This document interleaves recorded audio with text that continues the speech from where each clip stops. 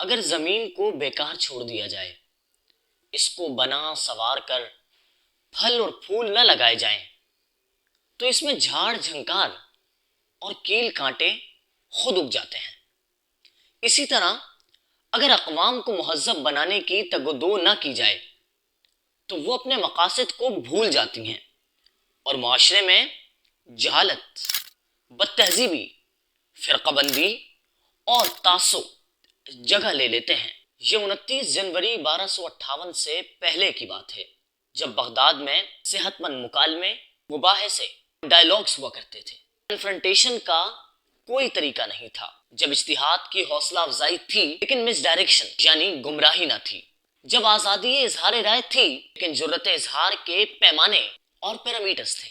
جب بغداد 400-450 سال تک علم، تہذیب، سیاسی قوت اور عسکری طاقت کا مرکز و محور تھا، مسلمانوں کی سطوت کی علامت اور پہچان تھا۔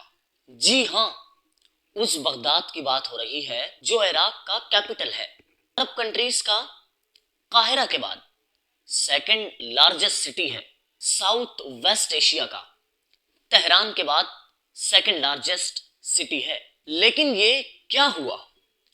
29 جنوری 1258 سے 10 فروری 1258 تک ہلاکو خان کی قیادت میں منگولوں کے حملوں اور جارحیت کی زد میں رہا۔ لاکھوں باشندوں کو قتل کر دیا گیا، شہر جلا دیے گئے، یہاں تک کہ چنگیزی افواج کے حملوں سے کتب خانے بھی محفوظ نہ رہے، جس میں بیت الحکمہ بھی شامل ہے، مکمل طور پر تباہ کر دیے گئے۔ علمی ورثے کو سمندر میں بہا دیا گیا، اس سے سمندر کا پانی بھی سیاہ ہو گیا۔ یہ ہوا کیونکہ مسلم قیادت نے پلٹی کھائی اور بغداد میں مذاکرے کی جگہ مناظرے نے، مکالمے کی جگہ مباہلے نے اور علم کی جگہ جہالت نے لے لی۔ فکری آزادی اور مذہبی لچک جمود اور اندھی تقلید کا شکار ہو گئی۔ وہ الہامی روایات جن کو زندگی کے ہر شعبے میں اصل رہنما ہونا چاہیے تھا، گروہ بندی، فرقہ بندی اور مسلکی تعصب کی نظر ہو گئیں۔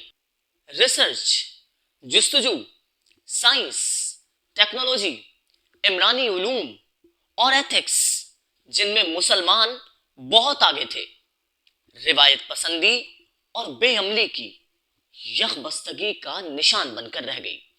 آج ہلاکو خان کو بغداد فتح کیے کتنے سال گزر گئے، لیکن افسوس صد افسوس اس بات پر ہے کہ مسلمانوں نے تاریخ سے کوئی سبق نہیں سیکھا۔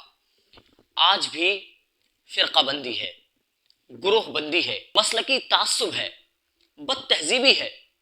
کہیں چھوٹے سے مسئلے کو لے کر سوشل میڈیا پر بحث و مباحثہ جاری ہے، کہیں مذہبی جوش میں بھرے بازار میں خاتون کو صرف اس لیے ہراساں کیا جاتا ہے کہ اس کے لباس پر لفظ حلوہ لکھا ہے، کہیں تعصب کی آگ بھڑک رہی ہے۔ آج پھر عصر حاضر کا ہلاکو خان ایک ایک کر کے مسلم ممالک پر حملہ کرتا ہوا آگے بڑھ رہا ہے۔ شام، برما، عراق، فلسطین، مسلمانوں کے سروں کی فصلیں کٹ رہی ہیں۔ فلسطین میں ننھے بچوں کی کٹی پھٹی لاشیں گننے والا کوئی نہیں ہے، مریضوں کے علاج معالجے کے لیے کوئی ہاسپٹل نہیں ہے، ایک ایک گھر سے دسیوں جنازے اٹھ رہے ہیں، دفنانے کے لیے جگہ کم پڑ گئی ہے۔